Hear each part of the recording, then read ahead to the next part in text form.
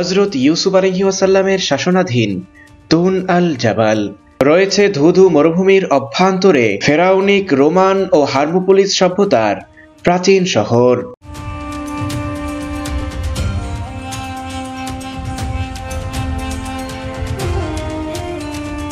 বন্ধুরা, আমরা এখন প্রবেশ করছি প্রাচীন রোমের আমলে এই মমি চেম্বারটি তৈরি করা হয়েছিল। যদি আপনারা দেখেন, আমি সর্বপ্রথম আপনাদেরকে কিছু দেয়ালের চিত্র দেখাতে চাই। যখন কোনো রাজা বাদশা কিংবা প্রভাব প্রতিপত্তি সম্পন্ন কোনো মানুষ মারা যেত, তখন এই এলাকা এবং আশেপাশের এলাকা থেকে মমি প্রস্তুতকারক, যারা মমি প্রস্তুতে দক্ষ, তারা এখানে এই এলাকায় আসতো। খ্রিস্টীয় 2য় শতাব্দীর প্রিন্সেস ইজাদোরার সমাধি। এই ঘরের অভ্যন্তরেই ইজাদোরার মমি সংরক্ষিত রয়েছে।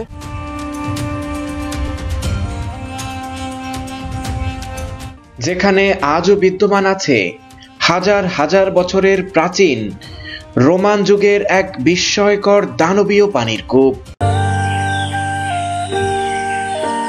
শুভ সকাল, সুপ্রভাতে সবাইকে শুভেচ্ছা জানাচ্ছি ঐতিহাসিক জাবালে তুন পর্বতমালার পাদদেশের গ্রাম থেকে। বন্ধুরা, আজকে আমরা যাচ্ছি হযরত ইউসুফ আলাইহিস সালামের শাসনাধীন শহরের হাজার হাজার বছরের প্রাচীন হার্মোপোলিস সভ্যতার প্রাচীন নিদর্শন দেখতে, যেখানে আজও রয়েছে হাজার বছরের প্রাচীন অজস্র নিদর্শন। রয়েছে এক বিস্ময়কর দানবীয় পানির কূপও। সবুজ শ্যামল অপরূপ গ্রামের ধুলাবালি মিশ্রিত মেঠোপথ ধরে চলতে শুরু করেছি আমরা। ইতিমধ্যে স্থানীয় মিশরীয় আবু উবায়দাও আমাদের সাথে একই গাড়িতে উঠলেন। এবার সবাই মিলে গ্রামীণ ছবির মতো সুন্দর অলিগলির মধ্য দিয়ে এগিয়ে যাচ্ছি আমাদের আজকের গন্তব্যে।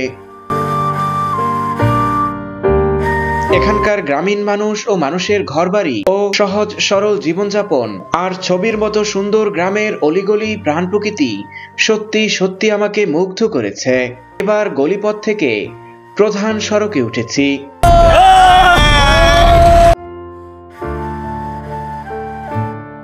এ গ্রামের প্রধান সড়কও বেশ ভাঙাচোরা, তবে এখানকার মানুষেরা সাধারণ যানবাহনের পাশাপাশি গাধার গাড়ি আজও ব্যবহার করে, যা সত্যি সত্যি এ জনপদে নান্দনিকতা বাড়িয়েছে বহু গুণে। ভাঙাচোরা রাস্তা পেরিয়ে এবার পিচ ঢালাইয়ের প্রশস্ত রাস্তায় উঠেছি আমরা। আমাদের মধ্যের কেউ কেউ গাড়ির উপরে উঠে এই পাহাড়ি জনপদের অপরূপ সৌন্দর্য অবলোকন করছে। রাহমাতুল্লাহি ওয়া বারাকাতুহু। বন্ধুরা, আশা করি সবাই অনেক ভালো আছেন। আমরা এখন আছি করিয়াত তুন আল জাবাল, যে গ্রামে আমরা এখন যাচ্ছি হচ্ছে সেই হার্মোপোলিস সভ্যতার প্রাচীন যে শহর, সেই প্রাচীন শহরে, যেখানে আজও আছে থুতের প্রধান পুরোহিত যে নেত্রোপলিসের কবর সহ আইবিস দেবদেবীর যে মূর্তি এবং মন্দিরগুলো, তো সেগুলোই আপনাদের দেখানোর চেষ্টা করব। আর এই পাহাড়ি উপত্যকার ঠিক আমাদের ডান দিকটা কিন্তু সম্পূর্ণ পাহাড়ে ঘেরা, এক পাথরের পাহাড় ঘেরা এবং মরুভূমি বেষ্টিত, এবং আমাদের বাম দিকটা কিন্তু সবুজের এক বিশাল সমারোহ ঘটেছে। এই পাহাড় এবং প্রকৃতির মাঝখান দিয়ে আমরা চলছি সেই প্রাচীন সভ্যতার এক অন্যতম নিদর্শন দেখতে এবং আপনাদের দেখাতে। কি এক বিস্ময়কর পাহাড়ি জনপদ! এক পাশে সবুজ মরুদ্যান, অন্য পাশে বিজন মরুভূমি, যেখানে নেই কোনো প্রাণের অস্তিত্ব, নেই কোনো উদ্ভিদ। মরুয়ার প্রাকৃতিক সৌন্দর্য দেখতে দেখতে আমরা চলে এসেছি হার্মোপোলিস সভ্যতার প্রাচীন শহরের প্রধান ফটকে। আজকে শুক্রবার হওয়াতে স্থানীয় পর্যটকদের উপস্থিতি অনুমান করছি এখানকার পার্ক করা গাড়িগুলো দেখে। তবে এ স্থানে বিদেশি কোনো পর্যটকের উপস্থিতি একেবারেই নেই, কারণ এ এলাকা অত্যন্ত দুর্গম, নেই কোনো থাকার হোটেলও। বন্ধুরা, আমরা অবশেষে চলে এসেছি নিদর্শন যেখানে, সেখানে দেখতে পাচ্ছেন সবাই গাড়ি থেকে নামছে।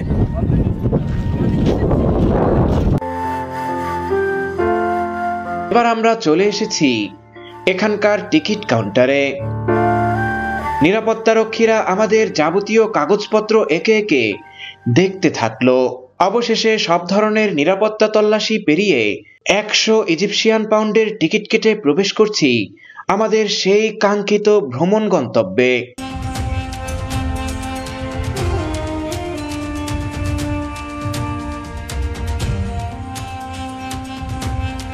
বন্ধুরা আমরা এখন আছি হচ্ছে সেই হার্মোপোলিস সভ্যতার যে প্রাচীন শহর, সেই প্রাচীন শহরের অভ্যন্তরে। আর দেখতে পাচ্ছেন আমাদের পিছনে মানুষজন কিভাবে আমাদের সাথে সাথে অনুসরণ করছে। আসলে ভাই আমাদের সাথে এরকম অনুসরণ করার কারণ কি? মানুষ আসলে একটু আমরা বিদেশি, হ্যাঁ, এখানে এই গ্রামে আসলে স্বাভাবিকভাবে বিদেশি আসে না, বা এখানে মানুষ এভাবে বিদেশি কখনো দেখিনি বা অভ্যস্ত নেই। আসলে ধরতে গেলে মিশর থেকে একটা বিচ্ছিন্ন একটা গোত্র। এদের এখানে বাইরের মানুষ খুব কম আসে, এমনকি কায়রো শহরে মানুষও এখানে স্বাভাবিকভাবে আসা যাওয়া নেই, যার কারণে এদের একটা আলাদা আগ্রহ জাগছে আমাদের উপর। আর যেমন পোশাক একরকম বা বিভিন্ন বিদেশি লাগে আর কি, একটা যেটা বলে আমরা ফরেনার, যেটা একটা বিষয়। আচ্ছা, আমরা আমাদের এলাকায় যখন বিদেশি মানুষজন যায়, আমাদের ছেলেরা কৌতূহলে যেরকম পিছনে পিছনে হাঁটে, কি বলে শোনে, ঠিক সেভাবেই হচ্ছে, ঠিক সেভাবেই অনুভূতি হচ্ছে। আমাদের পিছনে পুরোটা একটা মিছিলের মতো অবস্থা, পুরোটা পথ জুড়ে অসংখ্য মানুষ আমাদের সাথে সাথে অনুসরণ করে হাঁটছে। বন্ধুরা আমরা চলে এসেছি প্রথম নিদর্শন দেখার জন্য।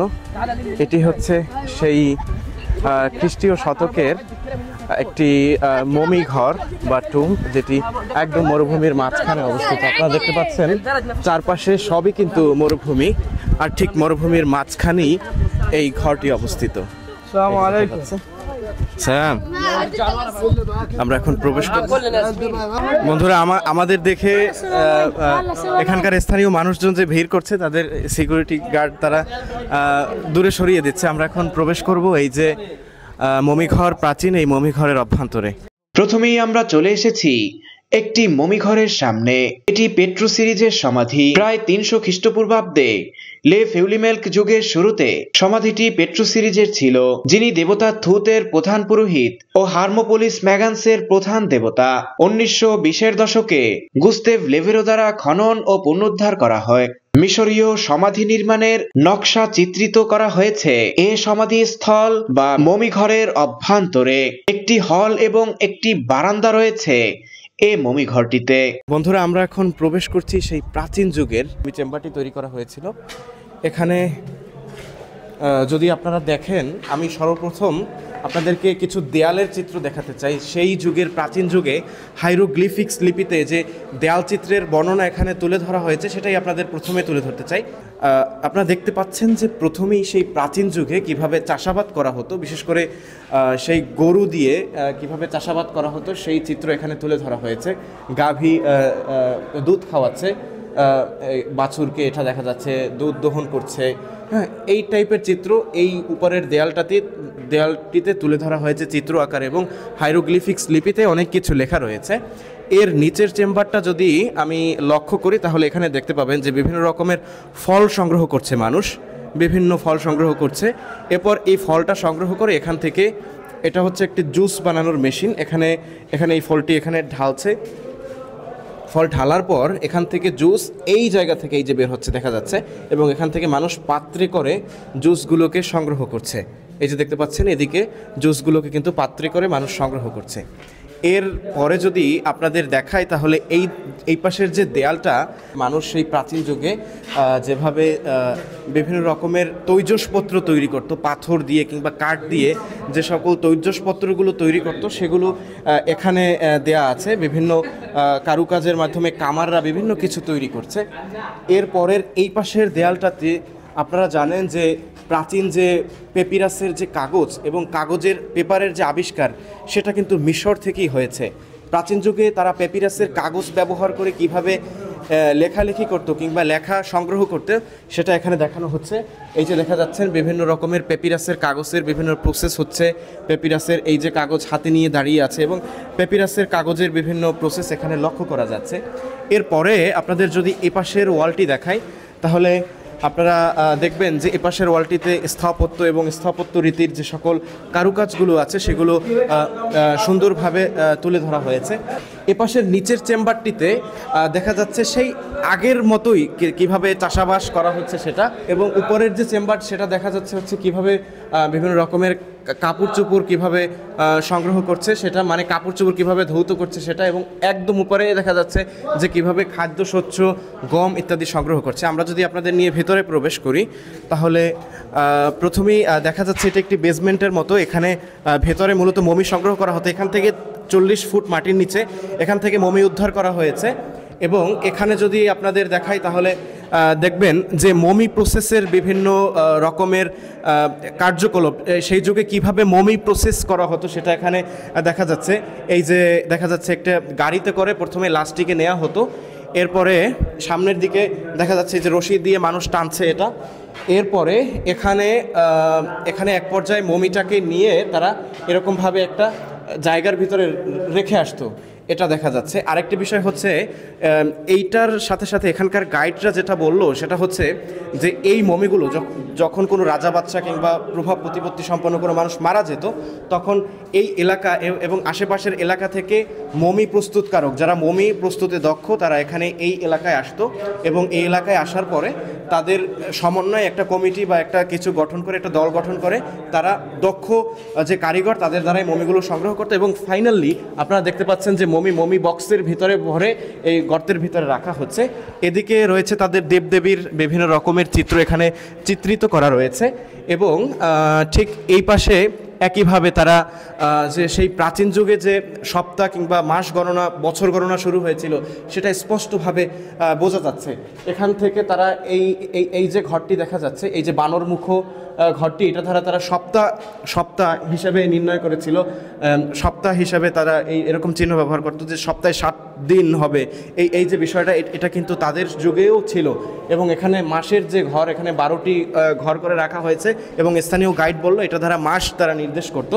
এবং একইভাবে এইসব এলাকাতেও, এইসব জায়গাতেও মূলত কীভাবে ফারাওদের কীভাবে পোশাক ড্রেস কোড ছিল ইত্যাদি, এবং এইদিকে সেই ফারাও যুগের যে সৈন্যদের বিভিন্ন ড্রেস কোড ছিল সেটি।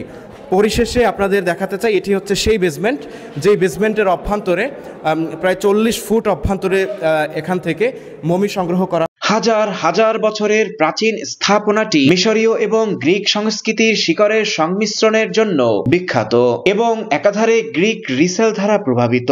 প্রবেশদ্বারের সামনে স্মারকলিপিও স্থাপন করা হয়েছিল সেই হাজার হাজার বছর পূর্বে।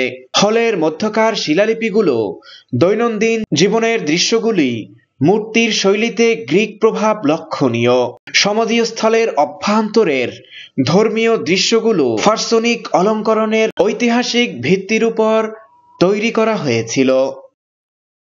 বন্ধুরা, এরপরে হচ্ছে টুম্ব অফ ইজাদোরা, মানে 2য় শতাব্দীর সেই নারীর মমি যেখানে সংরক্ষিত রয়েছে, আমরা ঠিক সেই দিকটাতেই এগোচ্ছি। টুম্ব অফ ইজাদোরার যে সমাধি যেখানে রয়েছে সেখানে আপনাদের বরাবরই বলছি যে এখানটাতে বিশেষ করে মিশরীয়দের যে বিদেশিদের প্রতি যে আগ্রহ, সেটির কিন্তু কোনো কমতি আমি এখানে লক্ষ্য করছি না। তারা কিন্তু বিপুল আগ্রহের সাথে আমাদেরকে দেখছে। এই ঘরের অভ্যন্তরেই ইজাদোরার মমি সংরক্ষিত রয়েছে। তো চলুন আমরা সেই প্রিন্সেসের মমি চেম্বারে প্রবেশ করি। খ্রিস্টীয় 2য় শতাব্দীর প্রথমার্ধের সময়কার এক অল্প বয়সী অবিবাহিত মেয়ের মমি, যিনি ছিলেন তৎকালীন এই অঞ্চলের শাসকের কন্যা। 2012 সালে মিশরীয় এবং জার্মান প্রত্নতত্ত্ববিদদের মাধ্যমে এই সমাধিস্থল এবং এখান থেকে বেশ কিছু শিলালিপি উদ্ধার করা হয়েছে। বন্ধুরা, অবশেষে সিঁড়ি বেয়ে আমরা প্রবেশ করছি ইজাদোরার সমাধিতে। আসসালামু আলাইকুম। এটি দেখতে পাচ্ছেন, এটি হচ্ছে ভূমি থেকে কিছুটা উচ্চতায়। এই যে এটি হচ্ছে ইজাদোরার সমাধি, এবং সমাধির বাইরে সেই যুগে কিছু লেখা ছিল। মূলত এটাকে ইতিহাসবিদরা এই লিপিটাকে বলে থাকে যে তিনি মূলত তার রাজ্যেরই একজন সাধারণ মানুষের প্রেমে পড়েছিল প্রিন্সেস হয়ে, তার সম্পর্কে উৎসর্গিত করে কিছু এখানে লেখা রয়েছে। বন্ধুরা, আমি এখন প্রবেশ করছি সেই মমি চেম্বারের অভ্যন্তরে, যিনি খ্রিস্টীয় 2য় শতকের নারী ইজাদোরার। তিনি একজন প্রিন্সেস ছিল। মূলত তিনি তার রাজ্যের একজন সাধারণ সৈনিকের সাথে প্রেমের সম্পর্কে লিপ্ত ছিল এবং ইতিহাস অনুযায়ী যতটা জানা যায় যে তিনি তার প্রেমিকের সাথে নীলনদ পাড়ি দিয়ে দূরে কোথাও চলে যাওয়ার জন্য রওনা হয়েছে এবং সে সময় তিনি নীলনদে ডুবে মারা যায় এবং স্থানীয় মত অনুসারে তিনি তাদেরকে নীলনদে চুবিয়ে মারা হয় যে তিনি একজন সাধারণ মানুষের সাথে প্রেমে আবদ্ধ হয়েছেন এই অপরাধে। মূলত ইতিহাস হচ্ছে যে তিনি মারা যান দুর্ঘটনাবশত এবং তাকে সসম্মানে, যেহেতু আপনারা জানেন যে প্রাচীন যুগে ফারাওদের মমি করে রাখা হতো, প্রাচীন যুগে ঠিক সেভাবেই তাকে মমি করে রাখা হয়েছে। স্থানীয়দের ভাষ্য অনুযায়ী তাকে কিছুটা অসম্মানে কিংবা তার কিছুটা অযত্নে অবহেলায় একটা গুপ্ত স্থানে মমি করে রাখা হয়েছে, কিন্তু আসলে ইতিহাসটা কিছুটা এরকম না। আপনারা দেখতে পাচ্ছেন যে তার সেই প্রাচীন যুগের দাঁত মুখ সব এখনও দেখা যাচ্ছে এবং এদিকে যদি দেখি পায়ের দিকে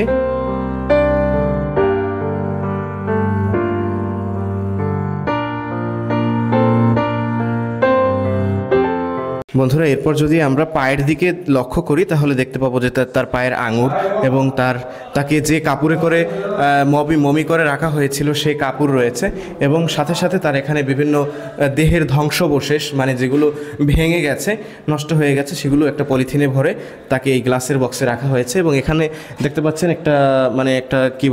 একটা চেম্বারের মতো, এখানে কিছুটা বাংলাদেশের বৈঠকখানার মতো এবং ওখানে কোনো একটা কিছু বোঝা যাচ্ছে।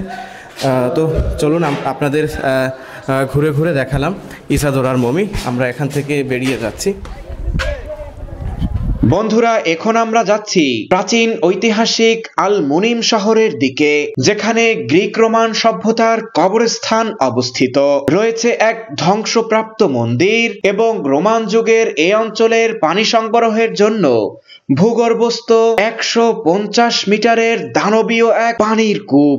আমার বাম পাশে যে উঁচু ঢিবির মতো যে জায়গাটি দেখা যাচ্ছে এটি হচ্ছে প্রাচীন রোমানদের কবর, যেটার অধিকাংশ ধ্বংস হয়ে গেছে এবং এটা এখন পর্যন্ত খনন কাজ চলছে। যদি খনন সম্পন্ন হয় তাহলে এটা দেখা যাবে, মানে দর্শকদের জন্য উন্মুক্ত করা হবে। বন্ধুরা, আমরা এখন অবস্থান করছি হাদা কানিসাতো রোম। বন্ধুরা, আমরা এখন অবস্থান করছি হচ্ছে এই যে দেখা যাচ্ছে পিলারের মতো ধ্বংসাবশেষ, এটা হচ্ছে প্রাচীন যুগের মন্দির বা কানিসা, যেটি রোম সাম্রাজ্যের কানিসা ছিল। আপনারা দেখতে পাচ্ছেন এই যে পিলারগুলি, এগুলো হচ্ছে তার ধ্বংসাবশেষ আজও রয়ে গেছে এবং ওই যে উঁচু উঁচু পিলারগুলি রয়েছে, এখানে রোম সভ্যতার মন্দির ছিল। আর ঠিক মন্দিরের পাশেই ঠিক আমার বাম পাশটিতে রয়েছে এই এলাকার অর্থাৎ মেনিয়ার বা আলমেনিয়ার সবচেয়ে বড় যে পানির যে পাইপলাইন, সেটি মানে পানির যে কূপ, এখান থেকেই সেই রোম সাম্রাজ্যের আমলে পানি সংগ্রহ করা হতো এবং আশেপাশের সমস্ত গ্রামে সে পানিগুলোকে ছড়িয়ে দেওয়া হতো। মূলত এটি হচ্ছে সেই শত শত হাজার হাজার বছরের প্রাচীন পানির কূপ। বন্ধুরা, দেখতে পাচ্ছেন এটি হচ্ছে সেই প্রাচীন যুগের পানির কূপ, যেটি আজও রয়েছে সেই প্রাচীন যুগের পানির কূপ। কিন্তু বালির আস্তরণের কারণে এখন সেই কূপটিকে আর ভালো মতো দেখা যাচ্ছে না, মানে বালু থেকে রাস্তাটা বন্ধ হয়ে গেছে। তো এখানে আমি আমার আগের পর্বে যেরকমভাবে ভিডিও করেছি সেটা তুলে ধরবো। আর এটা হচ্ছে কূপের উপরের যে ঢাকনা, সেই ঢাকনাটা।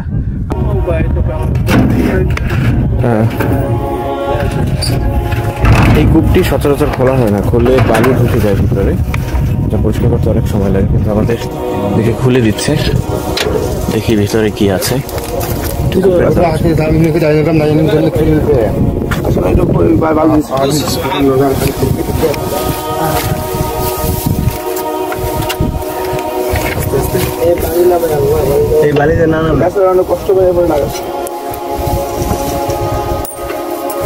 বন্ধুরা, দেখতে পাচ্ছেন আমরা সেই কূপ দিয়ে ভিতরের দিকে ঢুকছি, কিছুটা সুড়ঙ্গ পথের মতো।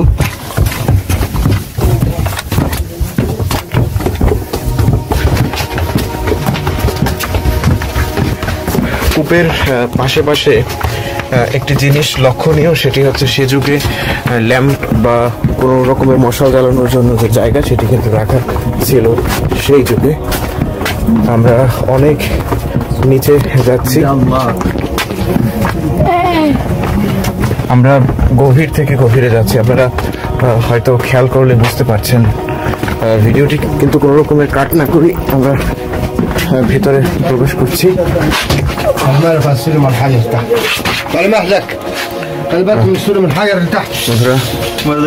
এটি হচ্ছে সেই ঐতিহাসিক কূপ। আপনারা দেখতে পাচ্ছেন কত নিচে, কত গভীর কূপটি। ঠিক এটির উপরে দেখা যাচ্ছে এই যে আমরা এতখানি উপরে থেকে নিচে নেমে এসেছি। বন্ধুরা, আমরা এখন যে ঐতিহাসিক কূপটাতে এসেছি এটি হচ্ছে তুন আল জাবালের, মানে তুন আল জাবালের প্রথম কোনো ঐতিহাসিক কূপ, যে কূপ থেকে একসময় এই পুরো পাহাড়ি উপত্যকার সব জায়গায় পানির সাপ্লাই দেওয়া হতো। এবং এটি রোমানদের সময় নির্মিত, প্রায় 700 থেকে 800 বছরের পুরনো একটি কূপ, যেটি একাধারে ঐতিহাসিক কূপ। এবং আরও একটি বিষয় বলে রাখি, এটি ভূমি থেকে 70 ফিট এসে 70 ফিট নিচে এসে কূপটি করা হয়েছে এবং এর দৈর্ঘ্য 70 ফিট, মানে সব মিলিয়ে 140 ফিট ভূমি লেভেল থেকে 140 ফিট নিচে এই কূপটির অবস্থান। পরের দিকে উঠছি এবং আপনারা দেখতে পাচ্ছেন এর ওয়ালগুলো কত প্রাচীন, সেই প্রাচীন যুগের ওয়ালগুলো। যে জায়গাটি যেখানে খোলা জায়গা, ওই জায়গাটি মূলত কি ছিল? ওইটা মূলত পানি থেকে, এখান থেকে মাটি থেকে 70 মিটার নিচে যে, তারপরে কূপ। তো ওইখান থেকে 70 মিটার চিকন সিঁড়ি দিয়ে উঠা, পানি নিয়ে উঠা কষ্টকর। ওইখান থেকে ওরা পানিটা নিয়ে ওইখানে দড়ি দিয়ে বালতি বা কিছু একটা বেঁধে দিলে ওই টান দিয়ে উপরে উঠে গেছে। বন্ধুরা, আপনাদেরকে যে কূপটি দেখিয়েছি এটি হচ্ছে কূপের উপরের অংশ এবং এই যে কাঠের ঢাকনা দেয়া, এটি মূলত কূপ। এবং কূপের পানি আপনাদেরকে নিচে যেখানে দেখিয়েছি, কূপের পানি মূলত এখান থেকে সংগ্রহ করা হতো। যে দেখা যাচ্ছে এখান থেকে রশির মাধ্যমে বা তারা বলে থাকে মহিষের মাধ্যমে কূপের পানিগুলো সংগ্রহ করে থাকতো। আগামী পর্বের ভিডিওতে আপনাদের দেখানোর চেষ্টা করব গ্রিক রোমানদের পাথর কেটে তৈরি এক প্রাচীন শহর, যে শহরে রয়েছে মমি সংরক্ষণাগার, ভয়ঙ্কর মমি ভান্ডার। কাকতালীয়ভাবে যে শহরে ছিল 1010টি প্রবেশ পথ, যা ঐতিহাসিক এই শহরের তাৎপর্য বৃদ্ধি করেছে বহুগুণে। রয়েছে আইবিস ও বামন দেবতার মন্দির।